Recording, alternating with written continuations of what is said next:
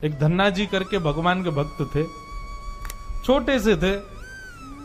घर में संत आए, संत शालिग्राम भगवान की सेवा करते थे। अब धन्ना जी बैठ करके देखते थे और देखते ही बड़े खुश होते थे। कभी दही से स्नान, दूध से स्नान, पंचामृत से स्नान, जल से स्नान, फिर इत्र आदि लगा के, तिलक लगा के उनकी आरती पूजा, तुलसी अर्पण, ये सब देख करके धन्ना जी को बड़ा आनंद आता था। अब भले ही खेल के रूप में सही, धन्ना जी को बड़ा मन लगता था उसमें। कुछ दिन बाद संत जाने लगे तो धन्ना जी रोने लगे, बोले कि आप तो चले जाओ लेकिन अपने ठाकुर जी मुझको दे जाओ, उनकी सेवा मैं करूंगा। अब तो इतना रोए, इतना रोए, इतना रोए धन्ना जी कि संत का निकलना मुश्किल हो गया। तो संत ने क्या किया, रात्रि में धन्ना जी सोए तो बाहर से काला काला एक पत्थर ले आए और उस पर ही इत्र आदि लगा के, उसको तिलक विलक लगा के उसको सिंहासन पर बैठा दिया और अपने ठाकुर जी को नीचे बैठा दिया। धन्ना जी सुबह बोले, संत जी आप मत जाओ, छोटे बालक। संत बोले, अच्छा देखो, अंदर आओ मंदिर में। मंदिर में गए तो बोले, देखो वो तो सिंहासन पर ठाकुर जी बैठे और नीचे हमारे ठाकुर जी बैठे, बताओ तुमको कौन से चाहिए। धन्ना जी बोले, मैं तो सिंहासन वाले लूंगा, बड़े वाले ठाकुर जी मेरे। बोले ठीक है, तो उनकी सेवा करो, अब हमको जाने दो। अपने शालिग्राम जी को लेकर के संत चले गए।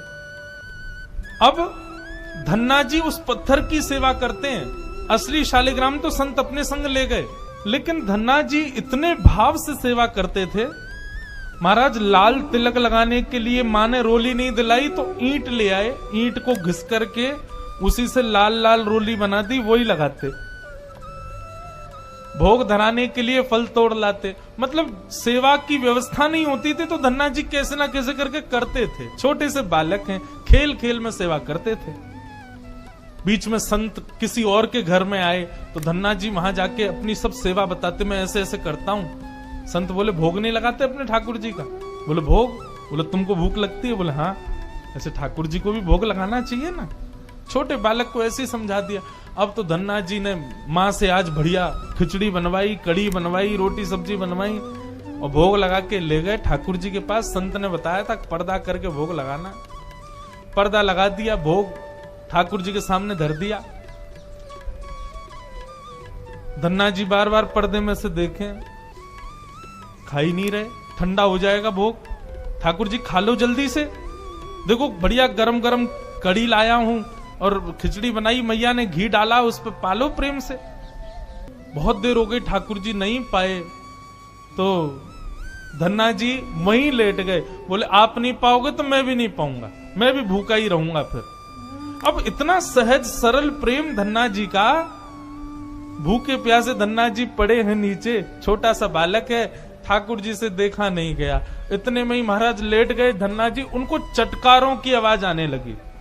चटकारे, जैसे कोई आदमी को ज्यादा स्वाद आए तो अपनी उंगलियां चाटता है ना, तो जब चट चट आवाज आती है चाटने पर, ऐसे चटकारों की आवाज आई।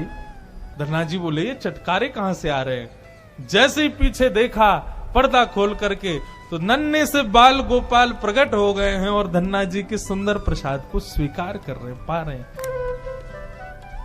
असली शालिग्राम नहीं थे धन्ना जी के, पत्थर की सेवा करते थे, लेकिन भाव और विश्वास इतना ठाकुर जी के प्रति, ठाकुर जी प्रकट हो गए। अब धन्ना जी थोड़े बड़े हो गए तो घर की गैयाएं चराने जाते थे और अपने ठाकुर जी को जेब में धर के ले जाते थे। और गैया जब चरती थी तो पेड़ के नीचे बैठ के ठाकुर जी को निकाल लेते और कहते, ठाकुर जी अब कोई ना आए, प्रकट है जाओ। सो ठाकुर जी प्रकट हो जाते, धन्ना जी के साथ खूब लीला करते।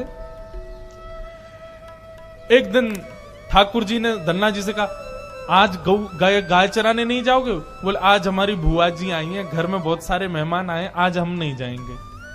तो ठाकुर जी बोले, एक काम कर, गैयान को गांव से बाहर ले जा और मुंह को भी बाहर पधराया, तेरी जगह आज गैया मैं चराया आऊंगा। तो यही होने लगा। अब थोड़ी दूर तक धन्ना जी जाते, उसके बाद ठाकुर जी को बाहर निकालते और ठाकुर जी प्रकट हो जाते, गैया चराने ठाकुर जी जाते। आज 11-12 साल हो गए, वो संत आए जिनके शालिग्राम जी की सेवा थी। संत जैसे आए, धन्ना जी ने प्रणाम किया, जय हो मेरे गुरुदेव, गुरु जी के चरणों में प्रणाम। गुरु जी आपने ऐसे ठाकुर जी प्रदान किए, मेरा तो जीवन उत्सव हो गया। अच्छा कहाँ है तुम्हारे ठाकुर जी, सेवा पूजा कैसी चल रही, अभी तक कर ही रहे हो? उनको लगी पत्थर है, बचपन में की होगी, अब तो बड़ा हो गया। कहाँ है तुम्हारे ठाकुर जी? बोले ठाकुर जी अभी नहीं है, ठाकुर जी तो गैया चराने गए हैं। संत बोले मतलब? बोले हाँ, मैं कभी व्यस्त होता हूं तो मैं ठाकुर जी को गैयाओं के संग भेज देता हूं, ठाकुर जी गैया चराने जाते हैं।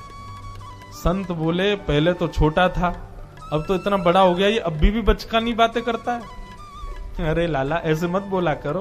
वो नहीं नहीं, सच में ठाकुर जी गैया चराने गए। आपको विश्वास नहीं? शाम को चलो मेरे संग। गुरु जी को लेकर के वन में गया तो वन में गैयाएं चर रही थी। बोले कहाँ है तेरे ठाकुर जी? अरे देखो वो दोहरी गैया के पीछे पीछे हाँक रहे हैं वाकू, पीछे पीछे चल रहे हैं वाक्य, देखो ठाकुर जी दिख तो रहे। गुरु जी बोले हमको नहीं दिख रहे। धन्ना जी दौड़ के ठाकुर जी के पास गए, बोले मेरे गुरु जी आए हैं, उनको दिख जाओ। भगवान बोले उनको नहीं दिखेंगे हम बस तुमको ही दिखेंगे, तुम्हारे सखा हैं, तुमको दिखेंगे, सबको थोड़ी दिखेंगे।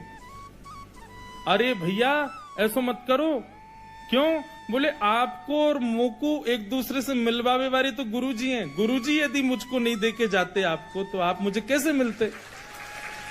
मेरे गुरुदेव हैं, इन्होंने ही तो मुझको दिया था आपको। ठाकुर जी रीझ गए, पुनः पुनः धन की भक्ति, ऐसा भाव।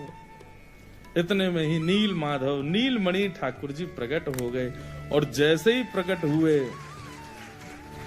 दूर खड़े गुरुदेव के एक एक रोम बिलखने लगा, रोने लगे, और धन्ना के चरणों में प्रणाम किया। बोले हम सच्चे शालिग्राम से प्रकट नहीं कर पाए, तूने सामान्य पत्थर से प्रकट कर दिया ठाकुर जी को। हम अष्टयाम सेवा से प्रकट नहीं कर पाए, और तूने सामान्य पत्थर घिस घिस के तिलक लगा के प्रकट कर दिया ठाकुर जी को। हम 56 भोग पधरा करके ठाकुर जी को प्रकट नहीं कर पाए, तू बेसर की रोटी खवा के ठाकुर जी को चटकारे दिलवाता है।